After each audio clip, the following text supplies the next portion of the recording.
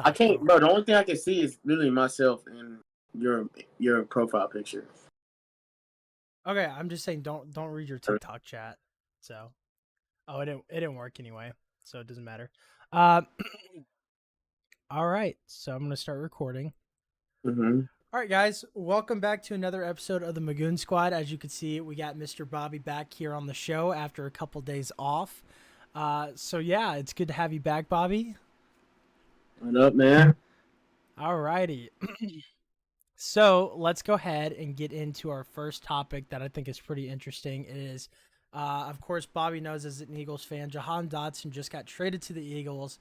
But really, what I want to ask you, Bobby, as a fan, is what does that mean for Hurts in the offense? Do you see a more productive offense than last year now that you have two really good receivers in a third solid option, or is it kind of just the same? I mean, I think it actually helps us, honestly. I mean, I understand, like, as the look of last year, maybe, he wasn't as good as, people thought. But I think with our team, especially him, like, working with Devontae Smith and A.J. Brown, I feel like he's going to, actually have a good role in our offense. So I'm cool with it. I mean, the well, more the yeah, I merrier.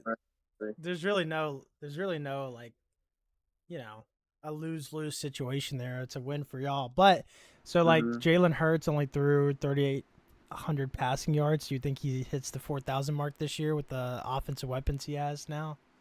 I Or mean, honestly, I mean, I don't really care. Like, honestly, I actually hope we run the ball more, like, this year. So maybe he won't hit that, or maybe he might just get the same. But yeah, I want us to, use a running back Saquon, because last year we didn't even really use the DeAndre, Swift like that. And I wish we did. We just kept throwing the ball all the time. But I don't know. I mean, if he hits four, he hits four. It doesn't really matter. All we just need to get back to that Super Bowl. That's all. That's all that matters. So. well, and my biggest thing is like I was looking at your 2023 year last year.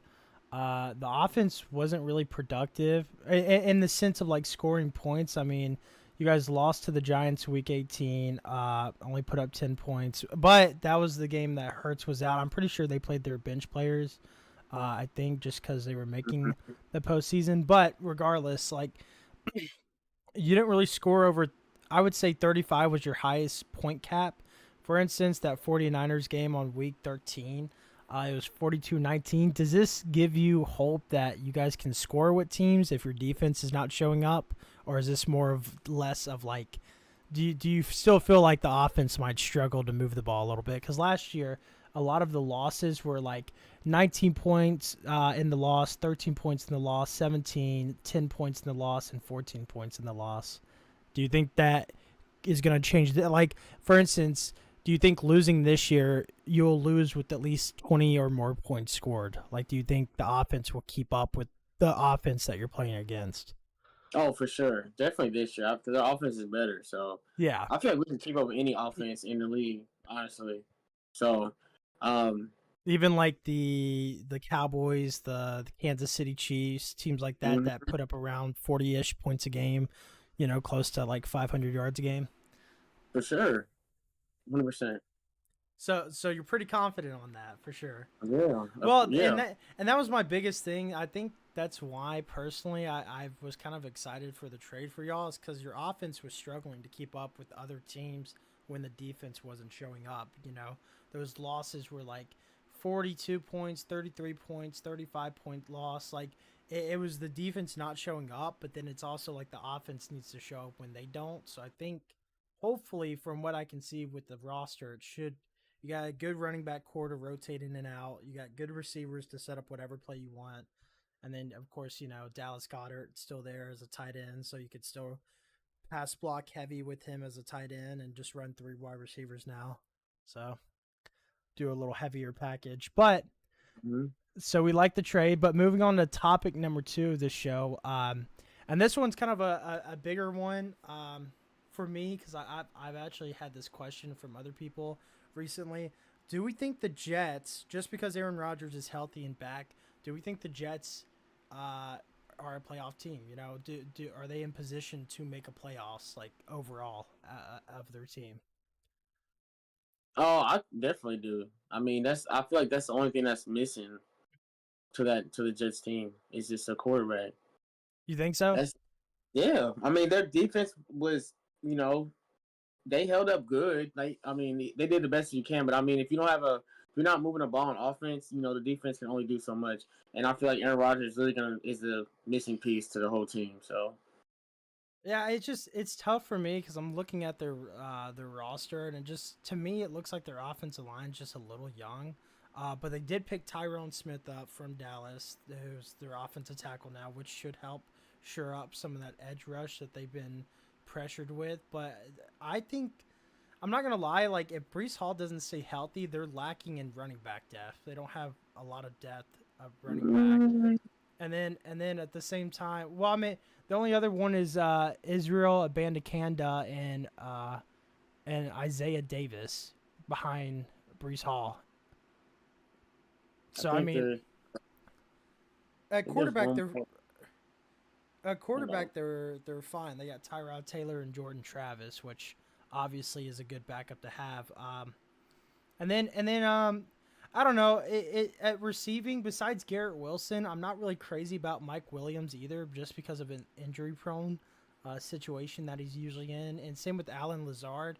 I know him and Rodgers have that connection from Green Bay, but it's more or less of the situation again. It's like, is that good enough? Are they good enough throughout the whole year to put this team in a playoff situation?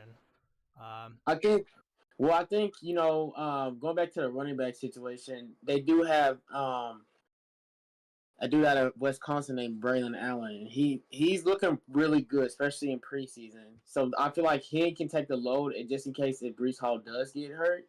Um, I do like Tyler Conklin, their tight end. He's not really used that much in the offense, but I feel like he does his jobs when whenever he's throwing the ball, he catches it like he does what he needs to do. If Mike Williams does stay healthy, I feel like he's gonna take the offense to the next level because he does have a history of injury bug. But um, well, and for me, it's just looking on their defense. I know it doesn't really matter, but it's like their linebacking core is not crazy. It's not great. It's a bunch of like I guess the best linebacker on that team right now would be probably C.J. Mosley or Quincy Williams maybe, but other than that, I mean, it's nothing crazy. But you of course Jets picking up Hassan Riddick from the Philadelphia Eagles to go with that front defensive line core there with Javon Kinlaw as well coming from San Francisco. So I'm not, and Quentin Williams is still there. I'm not questioning their front four. It's really just their secondary I have worry about. Safety wise, I mean Chuck Clark is still decent. He's a veteran kind of player. But other than that, I mean Tony Adams is okay. Uh, I mean safety wise, they're not deep either. There's no in my opinion, if if um, Sauce Gardner doesn't make a play for them, or DJ Reed maybe doesn't make a play for them on the outside, I don't really know if any of their safeties that they have is one of those playmakers, that in the big moments will come up big for them. It to me, they're all young. You got at their safety position, you got three rookies. One veteran is Chuck Clark with 8 years, and then the other two with like 3 to 5 years of like maybe backup experience. Uh, so it's really I'm not saying that their defense is bad because their defense shows up every year. It's just they're a little thin at safety and then as well as linebacker. Linebacker, I don't really see anyone like there's no Logan Wilson to make a big play. There's no Patrick Queen. There's no these guys, these linebackers that aren't like superstars, but like aren't, you know, good enough. Are they good enough to make the big plays when it matters, kind of thing? well, I mean, I just feel like they're running a 4-3, so I feel like they're really betting on their front four. Front If they four, can, yeah. if they can, so because if you get pressure on a quarterback, the quarterback's gonna make a bad throw for the secondary. So I just really feel like if they can figure out the Hassan Reddick situation and get him out there, I feel like they're gonna be okay defensively, honestly. They're Well, just I think they're just looking at it a different perspective. well, yeah, and my thing is I'm not worried so much as about putting pressure. It's the fact that can their secondary contain, like the Bills, for instance, can they contain Josh Allen throwing it downfield, throwing for like 300 yards a game when they play him twice a year? Same thing with the Dolphins. Can you contain that offense from moving the ball down the field and two or having a big game? Is that because you're playing them twice a year since they're in your division? Is that something you think they can contain with their front four, or do you think they're going to get a little bit exposed with being thin at secondary there with their safeties? I think they can contain them, especially that Josh Allen doesn't really have to like. I mean, he really. I only think the person he really has is that tight end, and then Keon Coleman. If he shows that he's a number one receiver, but I don't really. I'm not. I mean, I really feel like Josh Allen's gonna just have to do it. It's gonna be more in his hands. Like he's gonna have to run and He's scramble. gonna have to ball out. Yeah. Yeah, he's gonna have a hard time. I feel like he's gonna have a hard time playing the Jets. Well, and So I still think I and he has mean a history of that too, of playing the Kurt. Jets. He doesn't really play that well in those games. Yeah, that's fair. And like I said, he does turn the ball over a lot, so it kind of does help that he throws a lot of picks.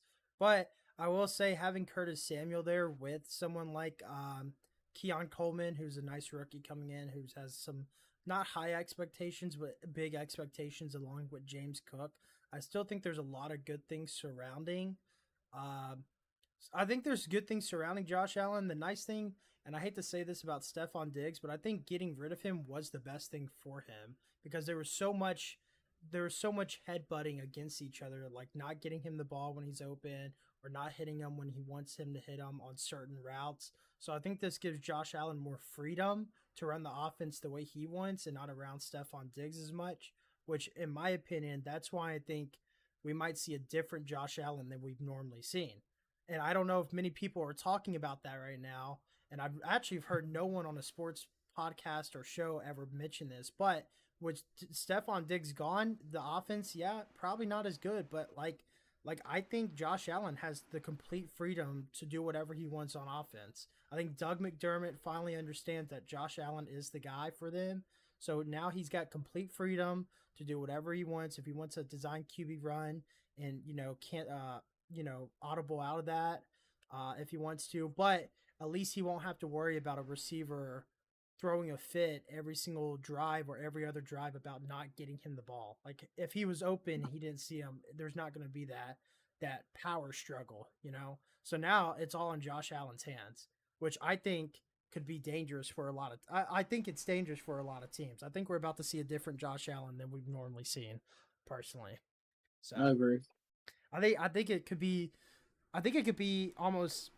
I don't want to say better, but I think it could be almost like scary how good this Bills team might be. Truly, I think like I really do think just because Stephon Diggs left does not make them any less good on offense than they were. I mean, is someone gonna get? Keon Coleman could be. I'm not saying he could be as good as Stephon Diggs right away, but he could fill that role up very nicely and get open deep downfield, and then have Curtis Samuel run some different routes across the middle that also open up the defense. So I guess we'll see coming in. That's where I'm at with the Jets though. It's just tough having the Dolphins and the Bills in that division, and you guys have like personally you've really struggled against those teams Mm-hmm. recently, and even with Rodgers being at his age with the injury that he had, I don't know how good he's going to be when he comes back.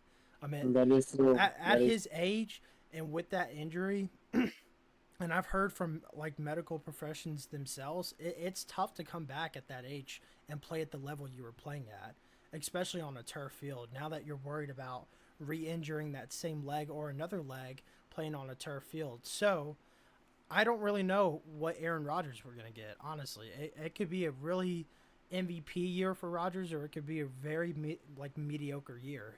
So do I think the Jets are in a position to make the playoffs? Sure. Do I think they will? Probably not. I think it's still going to be Bills or Dolphins in that division, just because overall, it just it's just tough. It's just tough because we just don't know what Aaron Rodgers we're going to get, honestly.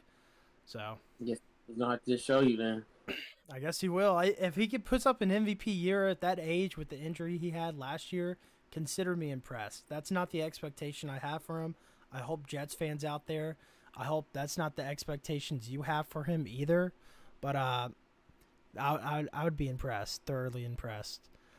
But moving on to our next topic, we're going to get into some college football now. And I think this one's a little bit more interesting because now that we have the 12 team playoff, the four teams that technically the four teams that win their conference champ, ACC, Big 10, Big 12, SEC, should hypothetically get the bye week. That's what's been proposed, but sometimes it could change. Like a Mountain West team I've saw from some predicted bracket might get the bye week. I don't know how that's going to work. I really don't. But Bobby, what is your thoughts on how much is it going to affect the teams that have to play a game going into, let's just say, for instance, any of those teams like Missouri makes it and they have to play a Florida State or a Clemson team that didn't win the ACC, and then you have to go and play Georgia. Is that one game gonna like hurt the team more, or do you think that's gonna be something that's gonna carry a momentum sort of into the bye week? Because I know college football is very different from pros, right? The way you It is. prepare, the way the atmosphere is, everything, you can carry momentum easily into the next game. Do you think that hinders more against the team that has to play, or do you think that hurts the team that's on the bye week? Hmm. I'm And gonna it, say that's a good question. I don't. I guess like I would say it hurts when people are actually on the buy, just because like, mm, yeah, because I feel like you just need momentum. Like you just have to keep winning. Like yeah, that morale goes down when you just take a week off. yeah, But I guess I'm gonna say yeah. I think college football is more about momentum and winning instead of you just like uh preparing. preparing. Yeah, Yeah. and but that's what I'm gonna say. I'll say you know. Well, and I totally agree with you too. Like I am in the side as well as you. Is I think having that first game almost helps a team more than hurts a team with the bye week. And you could say, recovery time, injuries, whatever. Dude, they're like 22, 21 and under. Their bodies can recover quickly. It's not that big of an issue. I think the thing is, and I can speak and attest to this, LSU fans out there can all agree with me.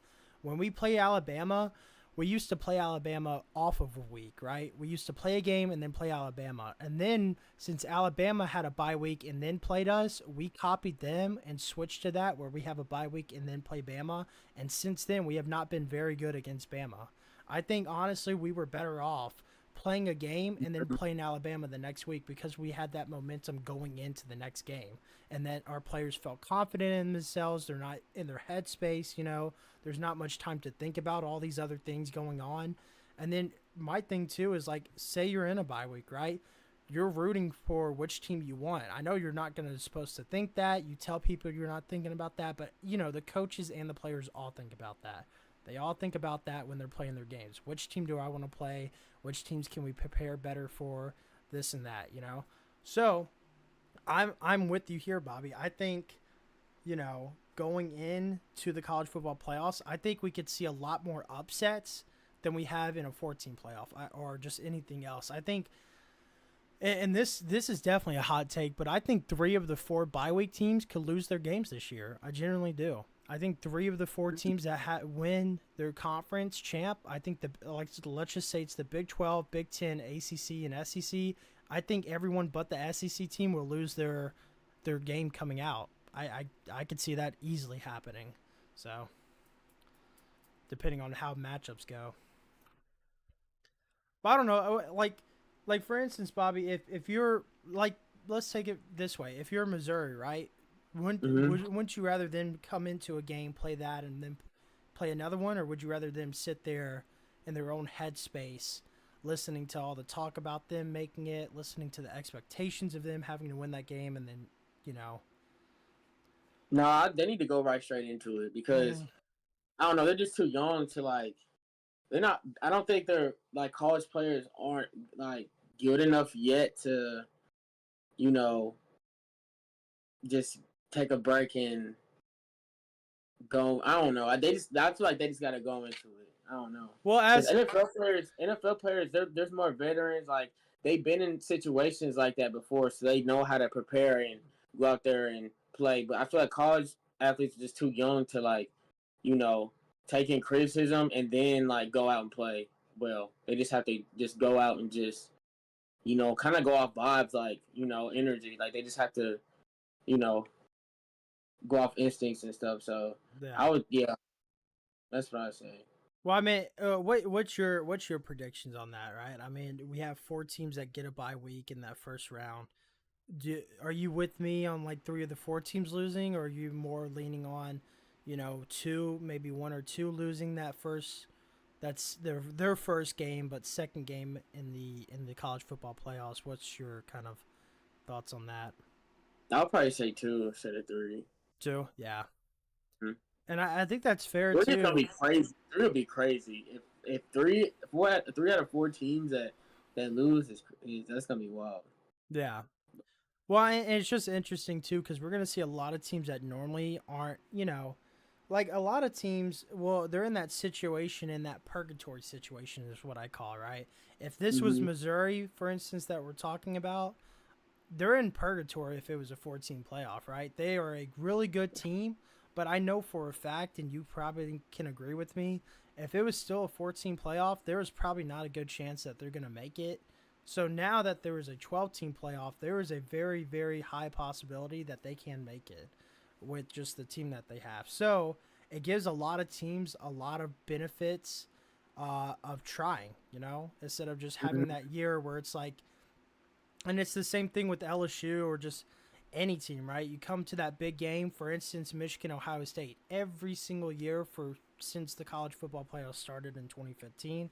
It's always come that's why it's called the game of the year. It always comes down to those two teams, right? At the last Yeah. week of the year, they play each other.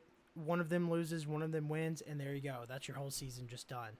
But now you can lose that. You can afford to lose that game because there's no divisions, right, inside of the conference, which we're going to get into in a minute here. But that now allows you to lose that game and still be able to make it. So I think it gives a lot of more benefits for some teams. But any final thoughts before we move on? That's no, I'm good, man. All right, all right. Moving on to our next topic here. Uh, Speaking of what we just talked about, with the new conferences coming in, like Oregon, Washington going to the Big Ten, Texas, Oklahoma going to the SEC, uh, what are your thoughts on like key rivalry games just not being present anymore? Right, like LSU Auburn, the Tiger Bowl. It's not happening this year. It's off the schedule, just due to like scheduling reasons of these newer teams. What are your thoughts on kind of like these rival games just not? Some of them are just never going to happen again. Well, I'm not going to say never, but not every single year like it's supposed to. Yeah, I mean, it's just we just gonna have to get used to it. Like it's just new, so we're gonna have to create new rivalries. I mean, I feel like people aren't gonna forget. Like real fans ain't gonna forget, but I No. mean, you just gotta, it's just a new era, so we gotta create more rivalries, basically. So. And do you think, like, for instance, I already know that from what I've heard, like, say LSU, for instance, right? You got the Magnolia Bowl, Ole Miss LSU. You got the battle for the Golden Boot, Arkansas LSU. Those two are staying for sure. I've heard every single year. Uh, what I've really heard is like Florida, Ole Miss, Arkansas, and Bama. Those are the four teams that I know LSU is going to get every single year, and I think A&M as well. That might be rotated out in and out. But I'm curious to see like if you're like Missouri, right? I don't really know what the rivalry games are. I'm not a fan of them. Hmm. Same thing with a couple of other teams, but like how do you think that comes into account? Like for instance, if I'm an LSU fan, I almost rather have Auburn than Florida, honestly. Just as like a Tiger Bowl kind of thing, right? I get the LSU Florida is a big rivalry, and it has been since like 2010 and the Tebow years, and even before that. But like, if A&M is one of them that stays with us, I rather have Auburn. I mean the A&M games that we've had with them have been good. I just don't necessarily call that a rivalry yet, truly. Mhm. It just But don't. It just don't. It don't feel. It just don't feel. Right? Because it doesn't feel normal. yeah, that's what I'm saying. Like Mizzou's rivalry was Kansas, but they left. Yeah, So now Kansas is there, just like sitting chilling right now.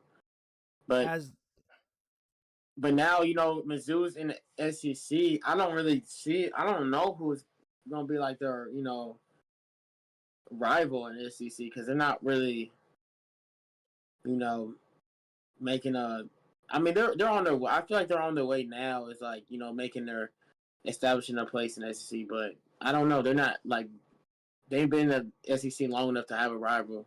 yeah. So Well, and it's tough for me too, because like, and this goes for all Tennessee fans out there, and I'm sure you can agree that from what we are getting with the newer teams is great, but I don't think it's fair to like some fan bases out there, and I don't mean it like fair as like the games aren't going to be great and sold out or whatever. I mean, I don't think it's fair scheduling wise that, for instance, Tennessee, right? They have to keep Bama on the schedule. That's one of the biggest SEC rivals out there. Same with Georgia. Tennessee, Georgia, they've been playing for as long as they've been in that division. So I know for a fact that those two games will always appear on that schedule for Tennessee year in and mhm. year out.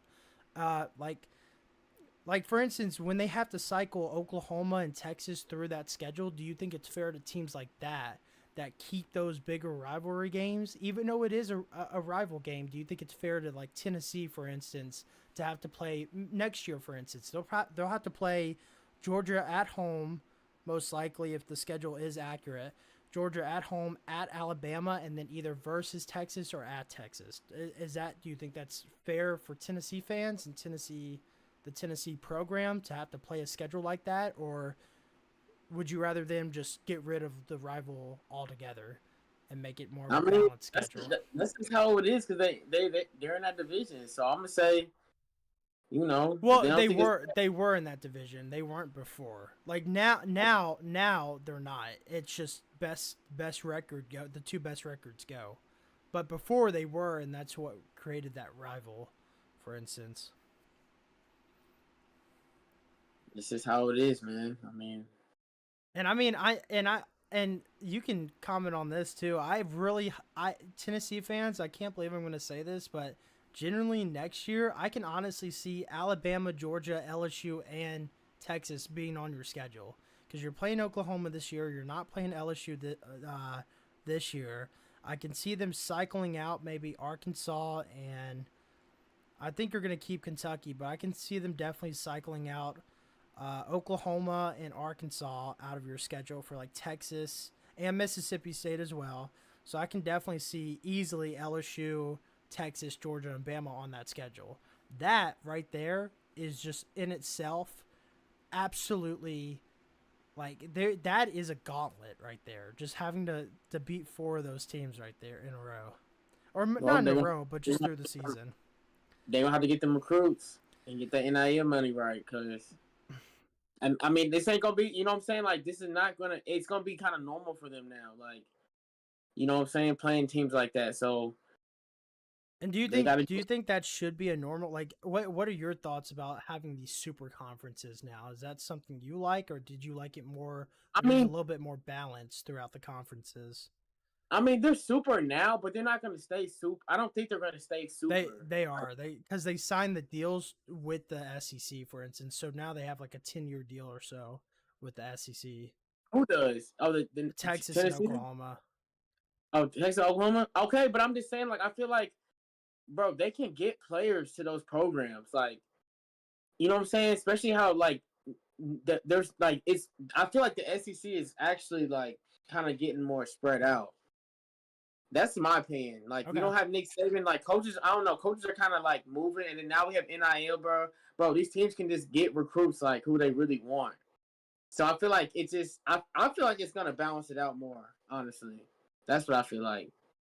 Well, and then like in the Big Ten, right? We've heard other teams might join as well. In fact, I've heard rumors of Florida State probably joining the SEC as well. Which, if they join, then that's just like I don't even No, they know. should. They really should, And though. they I think they should, should. they should. But for instance, like the Big Ten, right now you got Michigan, Oregon, Washington, and kind of that and that in that Mm-hmm. conference. So my issue with the Big Ten is, and I've always had this issue is there's only really before Oregon and Washington joined, there's been only really like two or three good teams in that conference. You know, it's Michigan, Ohio State, and then the occasional Michigan State if they pop up and be good. Wisconsin if they pop up be good. Nebraska if they pop up and be good. USC Uh, not conference. USC, yeah, they did just join that as well. But That's what I'm saying. So that's another good team in that conference too. and now, but I don't think I would sit there. I mean, Penn State as well. Sorry, Penn State fans, I did forget about you. But then again, you tend to choke your ranking quite often. But anyway, do you think it's fair for like say if you're not Penn State, Michigan, Ohio State, the big three, and now Oregon, so like maybe three or four teams, right? But then you look at the rest: Illinois, Indiana, Maryland, Minnesota, Nebraska, Northwestern, Purdue, Rutgers, Wisconsin. Do you think teams like that even have a possibility or a chance to even compete in in that conference anymore?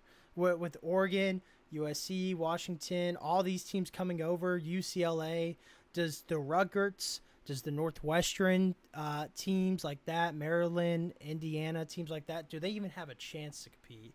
Because I put them on the same level as Vanderbilt in the SEC. But they weren't really doing nothing before that anyway, though. They They they weren't making. weren't, they weren't, No, that's but what I'm saying. So it's like they just got to stay there and just take it because they weren't putting before them teams got in that conference. They weren't doing nothing anyway. well, Nebraska was for a while. Nebraska was really good for a while, But and then Wisconsin when they had Russell Wilson and Melvin Gordon come through and how played long ago there, was that, but bro?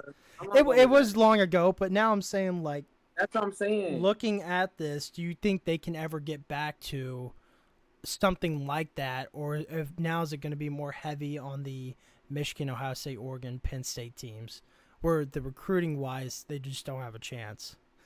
I mean, those teams. Now look, I mean no, but I'm gonna say that those teams, those Rutgers, Wisconsin, whatever, they can gladly upset any of those powerhouse schools, bro. That's I'm not gonna tough. say That's like tough to say. I'm just saying, like you said, bro, like a Melvin, like they have some like Melvin Gordon or whatever, like that goes to their team that shit dominates. They can do that. They could really very well. It's just I'm not gonna say it's gonna happen like every season, but it can happen. I mean, it's it's possible, but people be losing in college football like it's nothing. Like and that's true. I'm saying, It's just tough this for ain't the me. NFL. Anybody can lose. Really in any sport now, anybody can lose. Like Yeah, that's like it's getting more competitive, which that's why I feel like they're putting more better teams in those conferences to make the games more competitive. it's just tough for me, like because I know exactly what you're saying, and I do agree with Yeah. you. It is a more competitive, more challenging schedule for these teams. It gives them a better look and a better challenge. It's just tough for me though because when I look at the odds, like just the spreads and the odds on some of these games, even a Michigan team with a new coach and a lot of players leaving to the draft, they're still favored by 20 against most of these teams like at home or away. They're still favored by 20 to beat them. And the only times I ever see that in the SEC is literally only maybe Mississippi State now, but when they had Will Rogers there, it wasn't like that. But the only teams I really see that against is literally Vanderbilt. Like right now in the SEC, the only odds that are like minus 20 or even close is Vanderbilt. Other than that, every single team in that SEC is -7, maybe minus 9.5, 8.5, something like that. But it's still close. But then again, like you saying, going back to what you're saying, like the smaller schools or whatever have a chance. Bro, people like seeing the rivalries of the worst schools.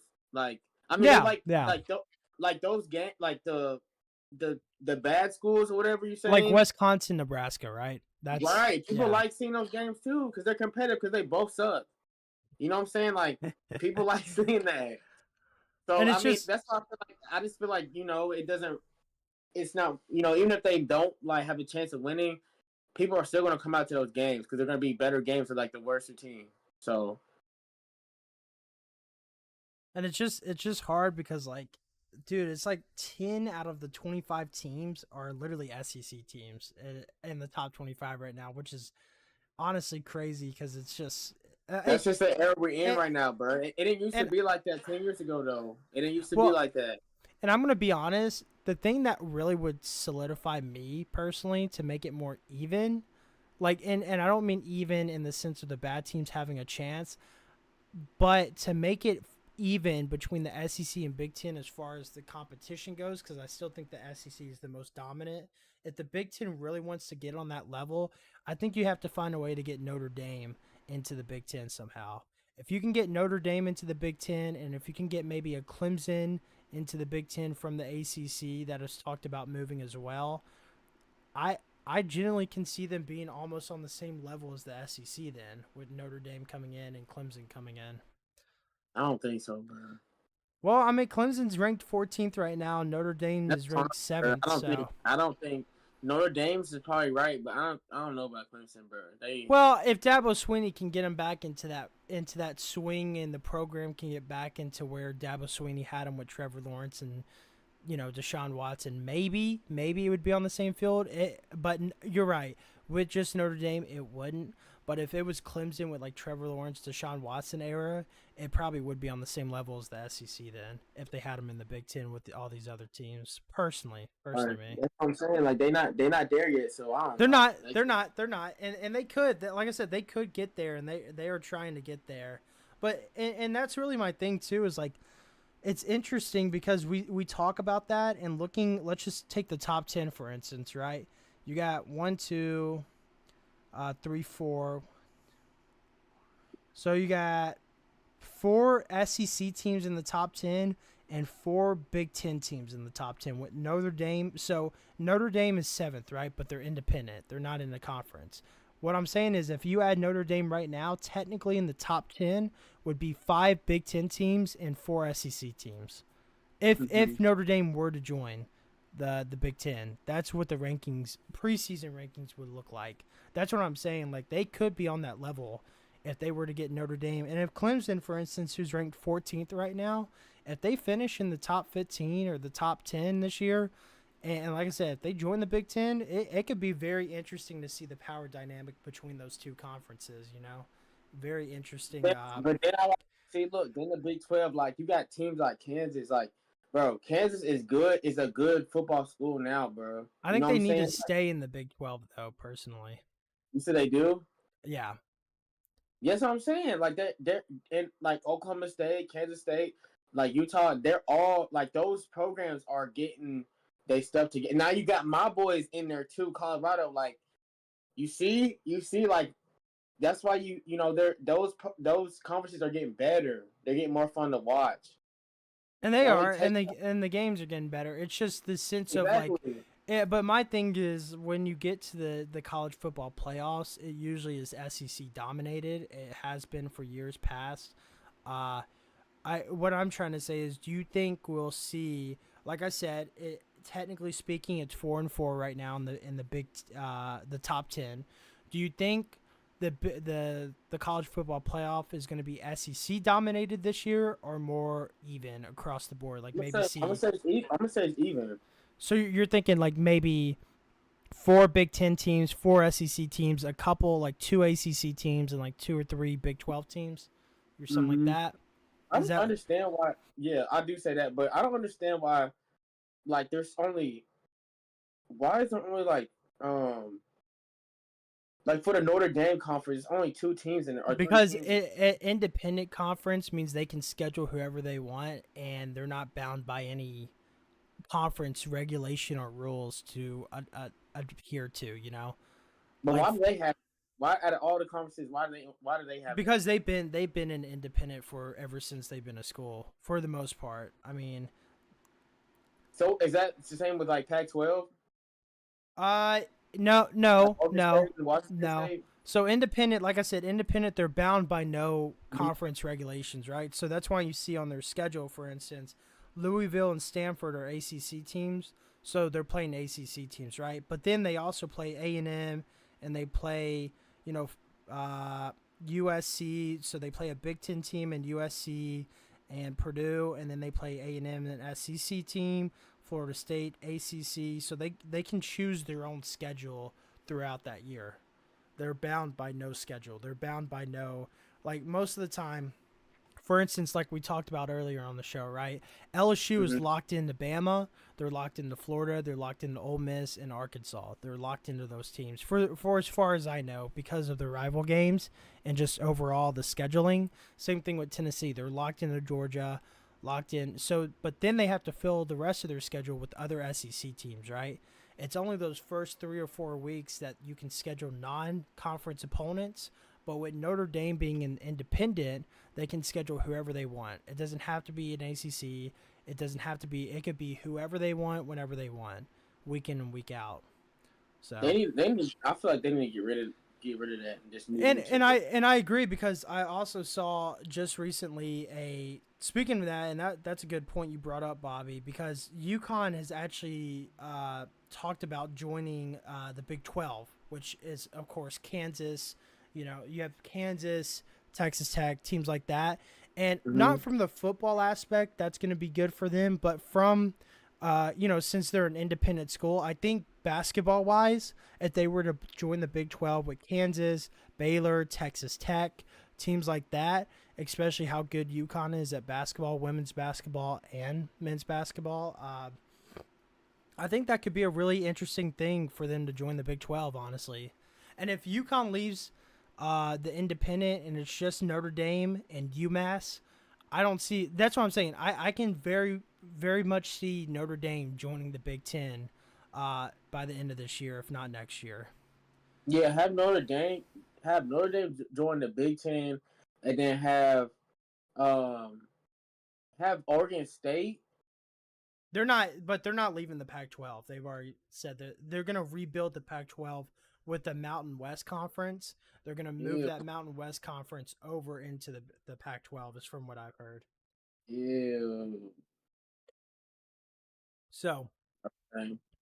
Well, yeah, I don't understand. That's just they need so, okay, they're about to move. Okay, I see what you're saying. The Mountain yeah, West. so UConn, literally just like maybe 2 or 3 hours ago, they are planning on joining the Big 12. I think at the end of the year, like the end of the football year, I believe, or maybe the basketball year. I'm not really sure. Um, but I think Notre Dame should join the Big Ten. Honestly, I think Notre Dame is time for them to solidify themselves in a conference and might as well be the Big Ten with Michigan, Ohio State, and whatnot. The SEC should just have only ranked teams. And that's my biggest thing. I think Florida State should move to the A. Or sorry. I think Florida State should come to the SEC, and then Vanderbilt should move to the ACC because Vanderbilt is one of those. And I don't think it's going to happen because Vanderbilt brings in too much money. In the sense of when I say brings in money, is some teams will pay to play like Vanderbilt sometimes just because Mhm. Trash, yeah. it's a yeah. So do I think Vanderbilt will leave the SEC? No. But what I can hypothetically see happening is Florida State coming over and Vanderbilt going to the ACC, which would be way better for them. You know, you got Boston College, Wake Forest, Virginia Tech. Teams kind of like them where they're not great at any sport really in that sense, but they're good enough to, make it a competition. But my biggest thing is just Vanderbilt's good at SEC baseball. They're like one of the best baseball teams out there in the SEC. And basketball, they used to be pretty solid at basketball as well for a time. So even though they're not good at football, I think that's the whole reason we're not dictating their move to the ACC around football. As a program itself in other athletic departments, they excel at things like golf, for instance. I see a lot of golfers uh, on the PGA Tour, like come from Vanderbilt, as well as baseball. Everyone from around the Nashville area goes to Vanderbilt to play baseball. I mean, it's just that, or goes to Knoxville and play baseball. It's kind of just the thing to do around here. But we'll see what happens. I'm sure they'll figure it out either way. So, They got Penn State at 8. That's crazy. but moving They, on. go ahead.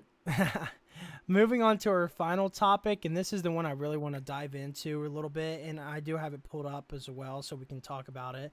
Uh, NIL players like Nico and on Tennessee, there, he's finally getting the full starting position for the entire year. He hasn't had that since the other quarterbacks have been there. Uh, what is your expectation for them? Like, you're getting paid all this money to come play for your school, for the school. I'm not gonna say your school because you are getting paid to come play there. But for instance, like Nico is 1 point. His value is at 1.3. I do remember his NIL deal was around 8 million over the 4 years. What's the expectation then? You're getting paid all this money to come play for that school. Where's the expectation fall on Nico and this Tennessee team, for instance, or players like him to perform uh, for the money? What's the expectation? Do you think it has to be a championship, a Heisman, or are they just paying him to come there and play and do the That's a best he can? quarterback, right? The quarterback, yeah. Man, I mean, they gonna have to ball out, bro. I mean, that's just how it is. Like, if you're getting paid that money, the fans gonna want you to, perform. So that's just, I don't know, bro. Like, you never know what players' intentions. Like, that's the only bad thing about like NIL now. Is like players can just really just be playing for money, not for like actually like loving the sport. Yeah. But that's why it's kind of hard to like what to you don't know what's going on in their heads. But I mean that is because like bro, imagine like you had an opportunity to get that paid that much like now, bro. Aren't you? You're in school right now, right? Yeah. Yeah. That's what I'm saying. You just get that money like that money now. You might just say forget it. Like I already got my money. I'm good. Yada yada. But I don't know. It's just that's a lot of money for what year is he? I believe now he's either a redshirt freshman or a redshirt sophomore. I believe just because he did sit behind a couple of quarterbacks in his first couple of years. But no, I definitely agree. But where your expectations are for him? Like, do you think it's a national champ? Do you think it's a Heisman? Do you like where's that fall under for him? Uh, He's a freshman, by the way, a redshirt freshman, I I believe. don't think he's So gonna not next. So this season coming, I don't think he's gonna be any of that. Um, I don't really know too much about him. So, but I'll say maybe we'll see like his junior year well, or. he's real quick. I'll just say he's a 5-star quarterback out of California that I believe was either number one in the class and in position, or at least number one or two in the position and like top 10 in the class of that year. Okay. So a guy like that, for instance, right? I mean, do you consider the NIL deal to be a failure if he doesn't give you? Because I'm sure the fans and the program and the head of the department of football operations or just the athletic director, I'm sure they're all thinking like our expectation for him is to win us a national champ or a Heisman or something along those lines. Would you consider a failure? Do you think, like, for instance, do you think it's fair to call him, like, say he puts up insane numbers, right? But he's playing in Mm-hmm. the SEC. The team doesn't get the job done. He puts up great numbers, but the team doesn't get the job done. Would you is it fair to say that he failed at what he came here to do and that the deal was a failure, or are you going to sit there and say like he did the best he could, but we put ourselves in the best situation by paying him and he did the best he could? Where do you fall on that, and where do you think the fans fall on that, like a I passionate mean, fan? I feel like he. I feel like he's gonna be okay, bro. Like even if he doesn't like put up the numbers this freshman year, I feel like he eventually will. Well, I'm And just like throughout his another whole thing, college career, huh? just through the whole college career, like Oh where. yeah, I feel like yeah. Okay, well I'm gonna say like his college career he eventually gets to that level. I would say he gets to that level like Heisman. a national champ. Not probably this year, coming up season, but you know, years to come, like his, years down the road. And on top of that, like with the NIL stuff, like that be making players go to that school too. You know what I'm saying? Because they want to play with Nico. Yeah. They got signed with Beats by Dre. You know what I'm saying? Because they think that's hard. So I mean, so Tennessee giving out money is it's like it's a good marketing strategy for players to come to the schools because they could eventually get ranked and they got their quarterback. All they need is like a couple pieces they sign with them, and which makes Nico better and gets them to that championship Heisman's level. So Well, and that's that like to lead into the other question. Like, do you think I'm just saying throughout his whole career there, right? Say he plays from freshman to junior and mhm. or senior year. Say he doesn't win a Heisman, say he doesn't win them a national champ, and it just doesn't really work out. But he's still one of the best quarterbacks in the nation, right? But he just doesn't. Mhm. He just can't win a Heisman. He just can't What win if he's that in a national race? What if champ. he's in a race? Just in the race. That's what I'm saying. Like he's in the race, one of the best, but he doesn't win Okay. it, right? He doesn't win it any of the Yeah. years he's in it, or he doesn't win, or he does win a Heisman, but doesn't win them a national champ, right? What I'm asking is like, would you? I'm just saying personally, you first. Would you Mm-hmm. consider that a failure, or would you consider that we put ourselves in the best situation possible with Nico and it just didn't work out? And then from a fan perspective, as like a diehard fan, a passionate fan, would you call Nico a failure and the deal a failure and say like the team failed at what they're trying to do by paying him that money, or would you say the same thing like they put themselves in the best situation they can, it just didn't work out kind of thing? I What's don't your think take on that? I don't think he's gonna be a failure, bro. From both perspectives, honestly. Like If he you can Yeah. you understand these players they're only like 20 some years old, bro. Like you know what I'm saying? Like that's a lot to give on somebody. But I understand they getting paid that money, but they're still human. Like they can't, they only can help so much. Yeah. And injuries play a part of sports all the time, so you never know with that too. So I mean, so I don't think he's a failure, bro. I feel like they have to take a risk, give him the NIL money, and fans are just gonna have to live with it. Honestly, so. But So I would say he's a failure.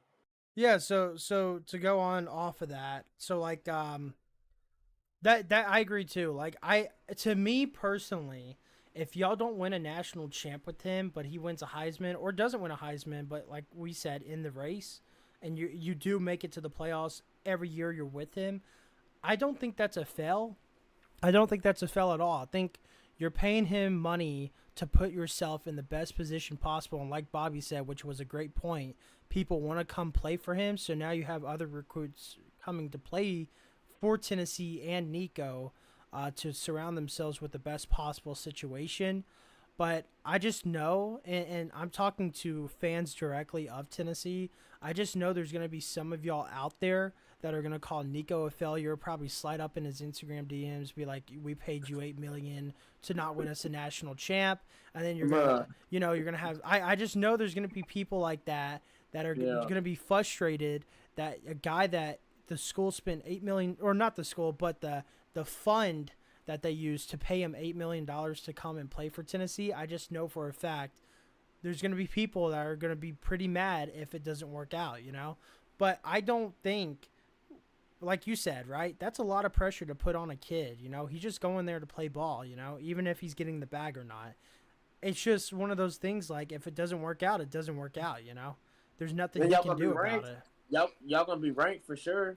Yeah, I every mean, single year. Yeah. y'all could be top 10. Y'all could really be top 5. Like you never know with him. But it's So that's just the thing. it's just one of those. Like I said, this is his first full year. We can't really judge. I'm not gonna judge, and I'm sure Bobby here is not gonna judge either off of his first year, a full year of the SEC until maybe his second year is when we kind of can see if he's like the real deal, or gonna live up to that expectation.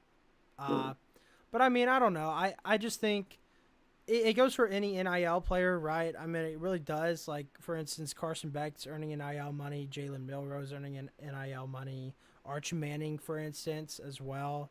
Dylan Gabriel out at Oregon, got some NIL money to go to Oregon, in the transfer. I don't think like if you pay him to come there, that's on you. You know, if anyone's the Right. failure, it's whoever paid him the money, right? It's not the player's fault that he couldn't live up to the expectation that you guys set, which in my opinion, in the SEC especially, there's just bars being set way too high for some whatever reason. I don't understand why. Like I really just don't get it. Like Tennessee fans, I've heard and I'm sure you've heard Tennessee fans too, Bobby. Around here, there's always Tennessee talk.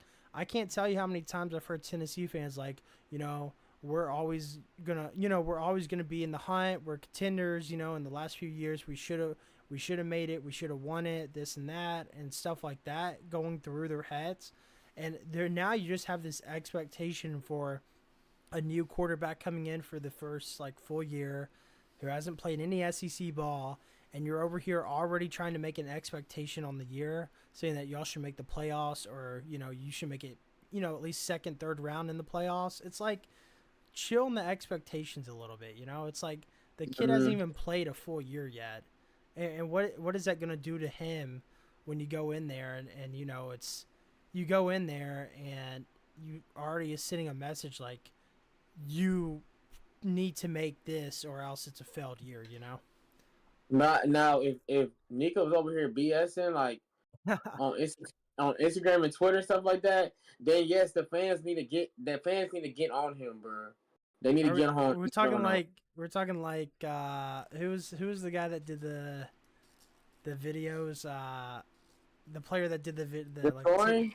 no, Juju Smith-Schuster, that was That's what BSing I'm on. saying, bro. If Yeah. him he doing some Chase Claypool and Juju stuff, bro, and he doing all that, bro. Yes, or I mean Jared McCain. I mean, but Jared McCain backed him up himself up. But I don't know, bro. If he's doing some BS, bro, and they losing, and he's on TikTok doing these stuff, and I don't know, bro. He got getting caught, getting arrested, or something like that, bro. Then yeah, the fans need to be in the DMs and be on him, bro. But if he's Well, locked in and he's just not performing like that, then it's what it is. Like, well, and that's funny. Like, we can get into that real quick too. Like, it's funny you mentioned that. What are your thoughts on like, do you think players should? I'm not saying be off of social media because that's not how you grow your brand. But where is your line on social media for athletes? Like, should it only be like personal stuff and brand deals, and not all this other extracurricular like stuff to do during the football season? Of course, I'm not saying like after. They can do whatever they want after, go on trips, film stuff, do dances, whatever. But like what Juju was doing during practices and stuff like that on the sideline and whatever, where do you draw the line on like social media presence for a football player? Do you draw it to just like maybe posting or talking about a brand deal that you got during the season and then just personal stuff? Or do you think there should be no like limit on what a player can do during the year? it's hard. It's hard because you got schools like Colorado are doing documentaries Which on. I think that draws a line, honestly. There's no reason you should put It's like, players through but that. that's like, but that's promo for your school. Like that makes you like see players, like make players like, okay, I want to be a part of that. You know what I'm saying? Like this is how Dion get down in practice. This is what goes down. So you know that is, but and that's kind of, I think it's kind of, that's dope. Because you kind of see behind the scenes of like how college athletes be practicing, how they really play, and like what they go through and stuff before the season starts or during the season. But then there can be players that take advantage of it and just they can like they're the ish, and I don't know, bro. Me personally, I feel like during the season, I feel like players shouldn't be on social media because they just need to be locked in, playing. If I was a professional athlete, well, I don't know. I would say I would not try to be on social media like that during the season because you just gotta. That's your job. You gotta take your job serious. But Yeah, like for instance as well, like not to go off on that. And I'm not disagreeing with you on the Colorado documentary. I think it can be a good thing, but at the same time, there's also those rumors of like the editors cutting the videos to make the players look good. And I'm sure you've seen the same thing on Instagram and bro, that stuff and happened one. TikTok. That Well, happened one I'm just time. saying, That happened. with with things like that, the more presence you make on social Yeah, media causes more backlash like that, right? And then you got people, he probably don't coming have a job. after. Well, He probably got fired. not even just that. I'm just saying people are going to start coming after the players and accusing them of certain things of like that nature of like, you're making yourself look like this, but actually you're kind of like this. Like, so that's what I'm saying. When is it a good thing and when is it a bad thing? Because like a documentary can be a good thing, right? But then there's also bad that comes into that documentary with stuff that happens like that, right? And then it could also be like an ex-player talking about how off screen, off camera, Deion Sanders is this, this, and this, right? Which could cause even more of like a turmoil kind of thing going on, right? So where do you draw your line on like a certain situation surrounding, like, because professional athletes, I get it, right? Your brand deals, you literally have social media managers when you're an athlete in the NFL. That's completely different. I'm talking protecting college athletes and like college kids playing football. Where do you draw that line in trying to protect the athletes, right? Man, it's hard because it's like I don't really know, bro. It's all. I guess it's just on the athletes, bro. Because I don't know, bro. I don't That's for me a for hard. me That's a hard question. personally, and it is a tough question and it's something you have to think about for sure. But if you want to think about it, for me, I already know my answer. Like, I don't mind the documentary, but does that really need to be in college football, right? You're showing these players' lives throughout, right? And just behind the scenes stuff and whatnot, and that's fine. But like, I feel like you can show that personally and not through a documentary because then you're showing things that happen on screen in a team environment that may not be what happens off screen. And then what if that's the case and then players speak out against that, like if they leave or after they graduate or whatever and speak out against that, that's only going to harm the image of not only the players on the team but also the image of the school itself. And then people associated with that school as well, right, can sometimes get backlash just for like, if you're even involved part of the program of that certain situation. Didn't Penn State have like a coach that was like molesting the players and stuff like that? Yes, Okay, look. that's what So I'm that saying. happened. Okay, yeah, you saying that, but look, they are ranked. What they ranked number 8. They're a top 10 school still. Yeah, You know what I'm saying? So really, that didn't really matter. But the thing is, for those teams, like you were saying in the beginning, like the smaller teams, are they ever gonna get a chance in these like good ass conferences? They're gonna have to do stuff like that, bro. That's like their only choice, really. yeah, Because I mean, yeah. you gotta make it seem like why should athletes come here? I don't know. Because I My mean, my my you know thing what I'm saying? in Like if there okay, say like um in like 15 years or something like that, freaking Jamar Chase is a coach at Boston College, bro. You know what I'm yeah, saying? You're gonna want to see that, bro, because oh, Jamar Chase played for LSU, but he's coaching Boston College, and then he has a documentary, and they get a 5-star receiver at Boston College that's just a dog, and they start documenting. Everybody's gonna want to go to Boston College because Jamar Chase is there and that receiver. So that those things like social media be kind of is a way for like small schools to open the door for athletes to go there. yeah. No, I definitely get that, and Because I the do big schools, agree. the big schools don't have to do it. They already established. You know what I'm saying? Yeah. They don't have to do that. They already know they're gonna get 5-star recruits every year. They already know they're gonna be ranked top 10 every year. Like so. No, I definitely agree, but it's just one of those interesting conversations that could go either way. But uh, yeah, But then it didn't matter because at Penn State, even though that coach was molesting everybody, that program is still up and running perfectly fine, bro. So yeah. All right. Well, I hope you guys. I guess that covers all the topics. So I hope you guys enjoyed today's episode. Of course, we'll be back next week, taking the weekend off, like usual. Bobby should be here Monday. Maybe it depends what the topics we're going to be discussing. But regardless, I hope you guys enjoyed the episode today, and I'll see you guys on the next one. Bobby, give them a peace out, man.